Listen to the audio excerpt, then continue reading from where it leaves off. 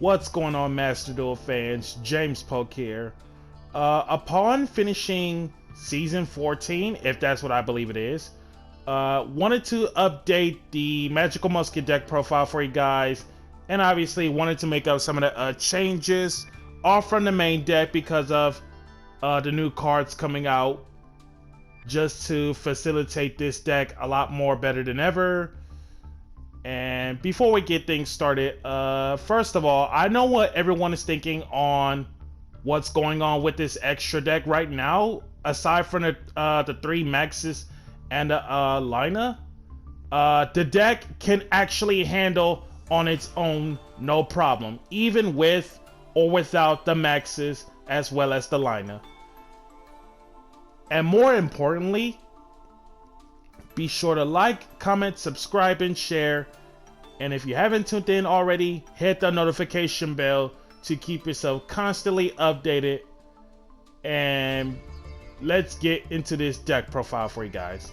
So for the Magical Musket monsters, 3 Caspar basics, 2 Doc Holidays, pretty good in terms of non-targeting recursion. And then 2 Billy the Kids, not 3, because throughout half of the season, I don't want to overdrawn the whole card a lot.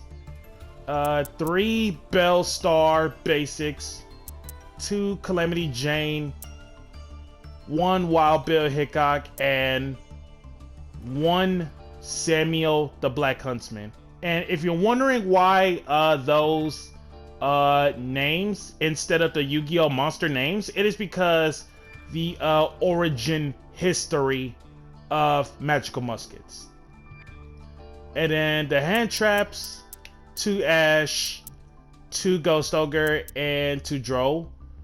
Ogres and Drolls overperformed way too well throughout most of the whole season.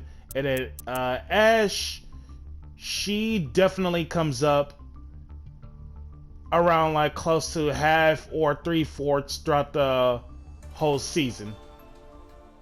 And then if anyone was ever going to ask, was there a time where Droll conflicted the issues between Billy the Kid and Caspar? The answer is no, because if you ever have Caspar as well as Billy the Kid on the field, what you do is as soon as you get the draw power off from Billy the Kid or get the search power off from Caspar, once you did your search or draw power on your opponent's turn, if they add or draw something outside of draw phase, now's the time you draw and lock them after you have Billy the Kid and Caspar's effects go off.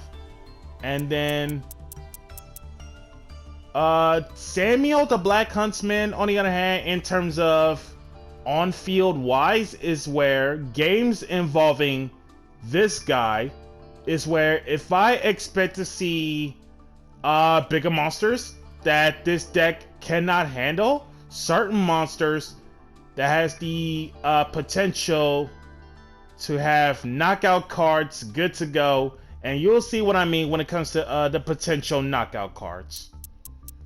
For the spells, Upstart, 2 Ties of the Brethren, not 3. Used to be 3. Cut it down to 2 now that we got a new spell out as of the past season. You just constantly want to either ties into any of the level 3s as of Caspar, Doc, as well as Billy the Kid. Otherwise, it's where if you see this particular spell as we come up with it in a bit, you'll see what's up. Pot of Desires, just the 1. Tactics, dumb card. Tactics came up half of the season, and most of the time when it comes to tactics, hand knowledge at its finest. 2, Link into the VRains, not 3. Don't want to overdraw this card a whole lot, and this card is ridiculous. Because if this card resolves, I basically literally win the game. So if this card resolves, the Link Summon cannot be negated. Also, your opponent cannot activate cards or effects as soon as it gets Link Summon. So here's the case. Special one monster from your hand, but negate its effects, then put up a Link Summon as soon as it gets resolved. So generally the idea with this is that as of going second, if they do not have answers as of counter traps to stop this card, this basically says we do not care about hand traps, counter traps, or literally anything else, because this card is basically magical meltdown as soon as you Link Summon a Link monster in general. And it has to be specifically activate its effects as soon as it gets Link Summon. And on top of that, if a Link monster is more than one you control gets killed by battle or card effect while this card is in graveyard, banish this, add one monster from grave to hand with the same original type as one of those destroyed monsters, including the copies of the destroyed monster, which is insane. So yeah, once again, if you either see this ties as well as any of the level 3s, that is Billy the Kid or Caspar, or if you have this as well as Samuel stuck in your hand, this lets you immediately drop Samuel so that you can go to max a whole lot quicker, so that you're basically get the major value in terms of trade-offs. 2 Forbidden Chalice, it's basically really good as impermanence because it's a go first or going second tool. Most of the times it can be going second tool for that matter, because if I ever expect to see any floodgate monsters where they cannot let me play, Chalice is the way to go. And on top of that, especially if I have Caspar, Starfire, aka Bellstar, or Billy the Kid, if either of the muskets resolve after chalicing your opponent's monsters, you are in pretty good shape. Steady Hands, this is the knockout card, because Steady Hands plus literally any musket can let you get over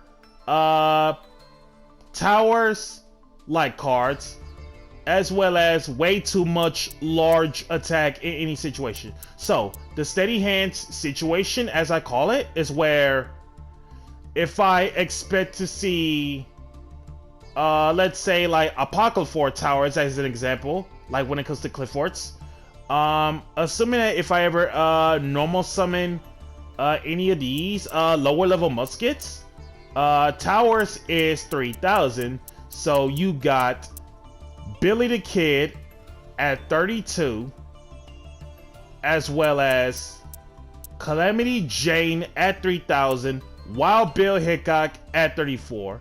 And then if for some reason you hard tribute summon Samuel by tributing one musket, he's already at 5000. So Samuel also clears out Ultimate Falcon, as well as Arrival Cyber's at Ignister if for some reason it doesn't go up to 6000, because if it goes to 6000 attack, aka Arrival Cyber's at Ignister, with all 6 attributes, that basically means we should have ran Honest to get over that at Ignister, which is insane. And then 3 Cross Domination basic call by, 3 Desperado basic, and then Dancing Needle, really good right now against the Magician format on Master Duel, because ever since the Dark Magician structure deck, where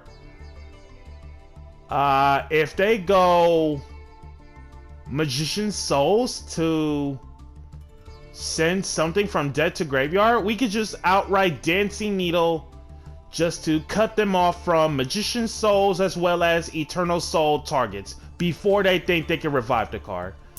Last Stand, just the one basic because it's searchable recursion of a spell trap negate. And then Fiendish Steel card is amazing. It's to help you avoid Lightning Storm, Raigeki, or any other destruction cards. And then only 2 cards in the extra deck, Lina as well as the playset of Maxis. Once again, this is James Polk on this unique Magical Musket updated deck profile for you guys. Signing out.